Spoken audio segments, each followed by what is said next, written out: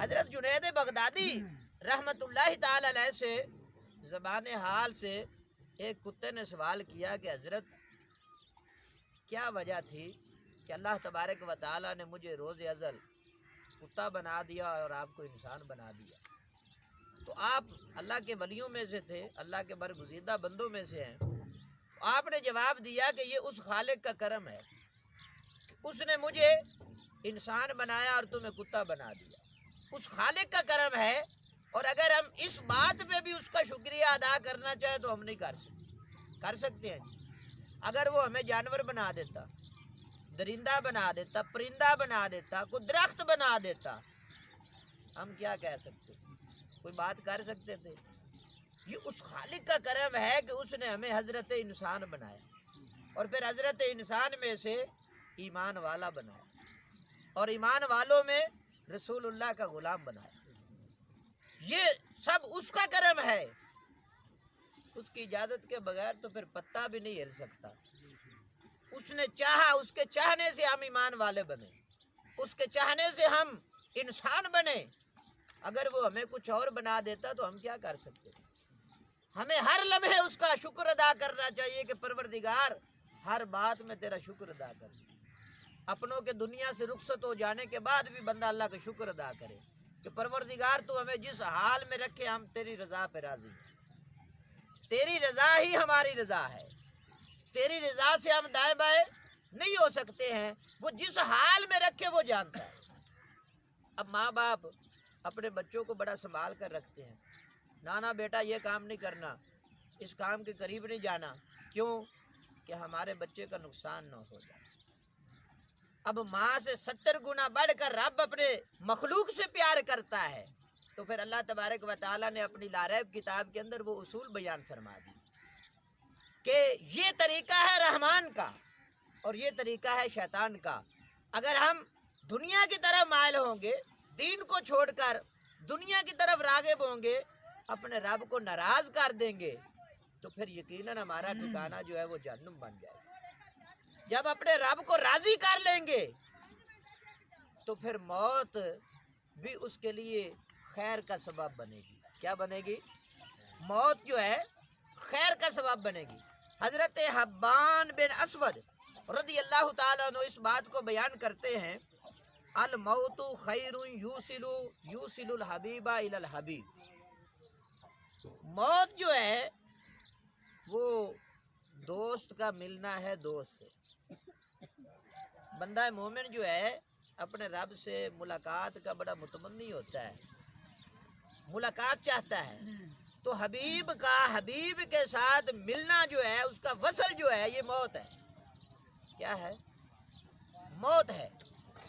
تو بندہ جب اپنے رب سے ملاقات کرتا ہے یا رب اپنے بندے سے ملاقات کرتا ہے تو اسے موت عطا فرماتا ہے۔ تو حبیب اپنے حبیب سے مل جاتا ہے، اور مومن جب دنیا سے رخصت ہوتا ہے تو اسے جب رکھا جاتا ہے، لوگ رات پوری رات جو ہے میت کو اس کو رکھتے ہیں، جنازہ دوسرے دن جا کر کراتے ہیں۔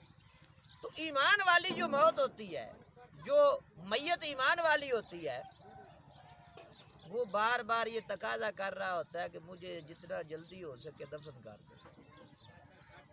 قبر میں نے سرکار دو عالم صلی اللہ علیہ وآلہ وسلم کی زیارت کرنی اور اپنے رب سے ملنا ہے، تو سرکار دو عالم صلی اللہ علیہ وآلہ وسلم نے بھی یہ فرمایا کہ میت کو جتنا جلدی ہو سکے قبر میں دفن کر دو، تاکہ اس کی جو ملاقات کا جو وقت ہے اس میں تم تاخیر نہ کرو۔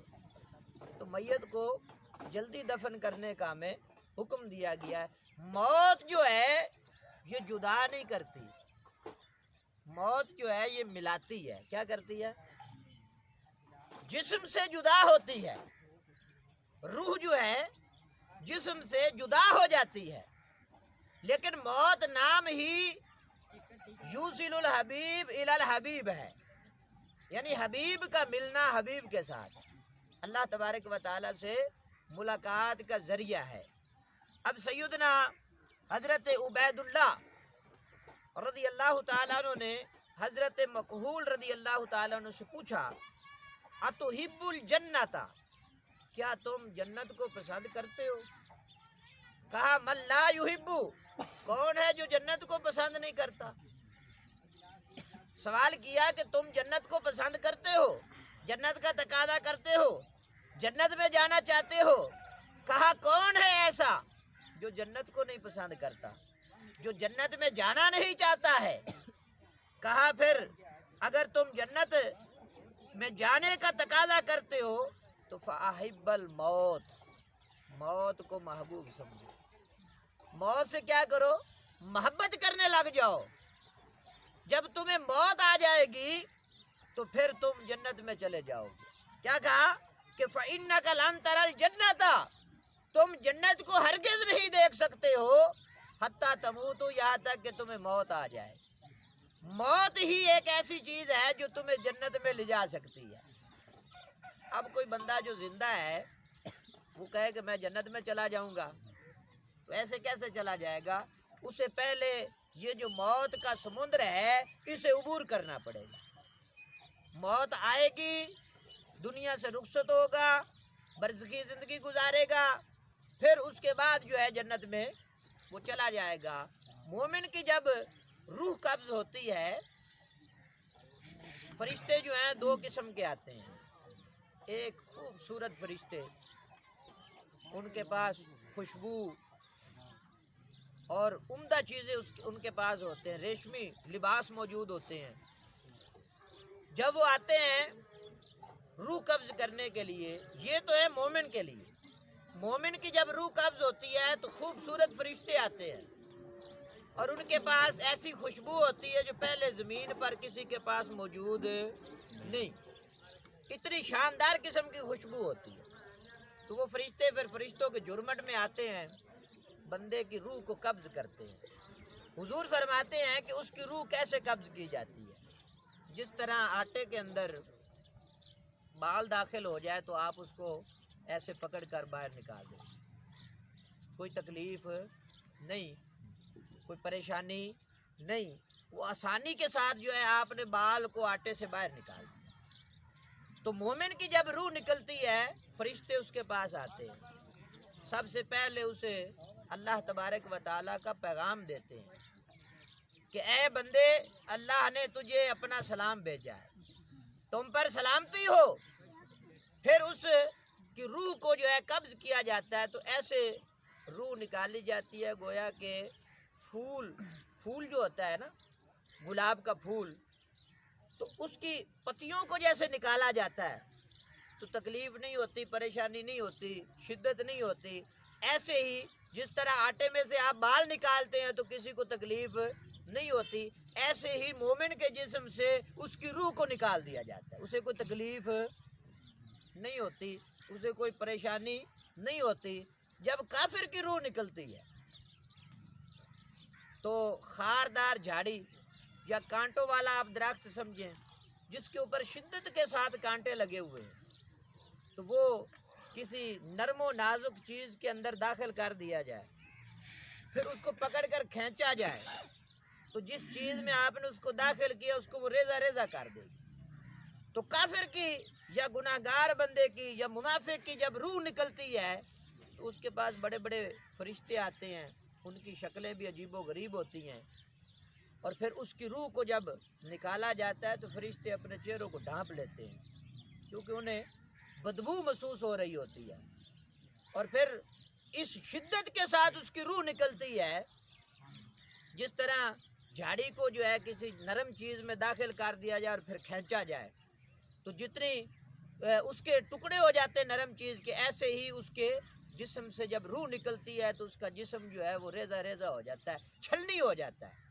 یہ کافر کی موت کے مناظر ہیں، یا جو انسان گناہ پر گناہ کرتا ہے اس کی موت کے نکلنے کے مناظر ہیں کہ اس کی موت بڑی شدت کے ساتھ اس کی جو ہے روح جو ہے اس کو نکالا جاتا ہے، اور مومن کی جو روح ہے اسے بڑی آسانی سے نکالا جاتا ہے۔ پھر ایک تشت کے اندر اس کی روح کو کپڑے ریشمی میں لپیٹ دیا جاتا ہے، پھر اس روح کو علیین کی طرف لے جایا جاتا ہے، عرش پر لے جایا جاتا ہے۔ پہلے آسمان پر جب وہ روح پہنچتی ہے تو اس روح سے ایک خاص قسم کی خوشبو جو فرشتوں نے لگائی ہوتی ہے وہ آ رہی ہوتی ہے، اور سارے کے سارے فرشتے جو ہیں اس خوشبو کو محسوس کرتے ہیں اور اس بندے کے لیے دعا کرتے ہیں کہ پروردگار یہ کتنی عظیم روح ہے جس روح سے اتنی پیاری خوشبو آ رہی ہے.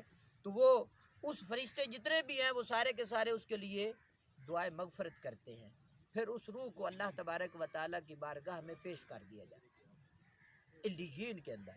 تو اللہ تبارک و تعالیٰ کے حضور فرشتے سر بہ سجود ہو جاتے ہیں جو اس کی روح کو لے کر جاتے ہیں.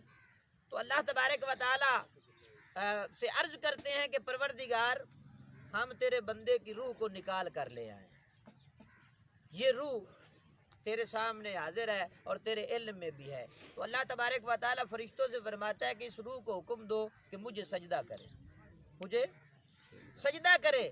جو پہلے میں نے بات ذکر کی تھی کہ اللہ تبارک و تعالیٰ نے دنیا میں جو ہمیں مقصد دے کر بھیجا ہے وہ کیا ہے؟ وَمَا خَلَقْتُ الْجِنَّ وَالْإِنسَ إِلَّا لِيَعْبُدُونَ. اللہ تبارک و تعالیٰ کی عبادت جو ہے وہ مقصد ہے دنیا میں. توجہ میری طرف ہونی چاہیے. دنیا میں ہمارے آنے کا مقصد جو ہے وہ اللہ تبارک و تعالیٰ کی عبادت ہے. جب روح اللہ تبارک و تعالیٰ کی بارگاہ میں پہنچ جاتی ہے تو اللہ تبارک و تعالیٰ فرماتا ہے فرشتوں سے کہ اے میرے فرشتوں اس روح کو حکم دو مجھے سجدہ کرے. کیا کرے؟ پھر وہ روح جو ہے اللہ تبارک و تعالیٰ کو سجدہ کرتی ہے. تو اللہ تبارک و تعالیٰ حضرت میکا علیہ السلام کی ڈیوٹی لگا دیتا ہے، فرماتا ہے کہ یہ روح جو ہے اب تمہارے ذمہ ہے. کل قیامت والے دن اس روح کے بارے میں تم سے پوچھا جائے گا. اب وہ روح جو ہے اسے چھوڑ دیا جاتا ہے، وہ روح آزاد ہوتی ہے. مومن کی جو روح ہے نا وہ آزاد ہوتی ہے. وہ چاہے تو قبر کے پاس آ جائے، چاہے تو گھر میں آ جائے، یعنی پوری دنیا میں جہاں وہ چاہتی ہے وہ روح سیر کرتی رہتی ہے. یہ مومن کی روح ہے، کیونکہ مومن جو ہے اسے آزاد کر دیا جاتا ہے.